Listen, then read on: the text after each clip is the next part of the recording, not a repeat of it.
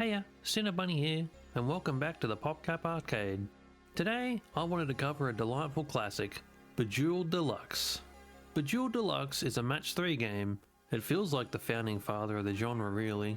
To move a gem, you can click on it and then click an adjacent gem, or click and drag in a direction. The gem will move wherever you click or drag. Any gem will move in a plus pattern by one tile.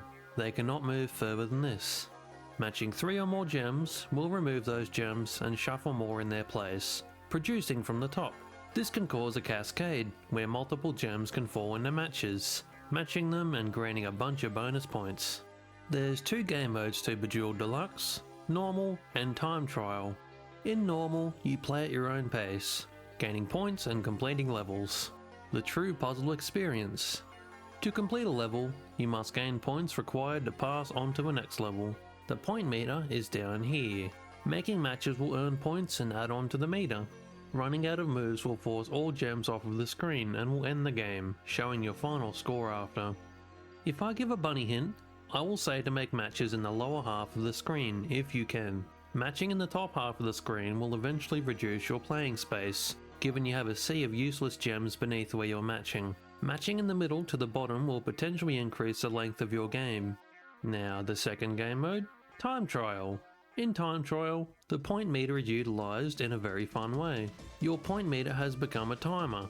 It will constantly be ticking down. Making a match will increase the time. The goal of Time Trial is to beat the clock and fill the meter up. Filling the meter will progress on to the next level. Running out of moves in Time Trials will not be an instant game over.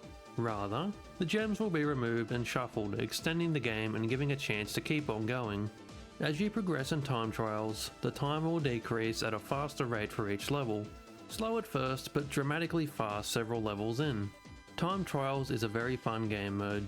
I enjoy it a lot, and I have to admit that I like Time Trial more than the normal mode. It feels more involved and arcade-like, similar to PopCap's other games where you barely have enough time to scratch your head whilst keeping up with the game. Gaining a level in either normal mode or Time Trial mode will increase your point multiplier as such.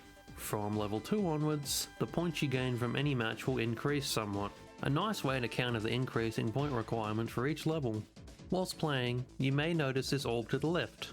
This is the hint button. At any time during gameplay, you can click on it to view a potential move. A gem will spin or sparkle, indicating a match is nearby that gem. A simple way to give a hint, showing there's one in the area. I like it. A hint will cost points. A hint will always cost 50 points, regardless of how many points you have earned.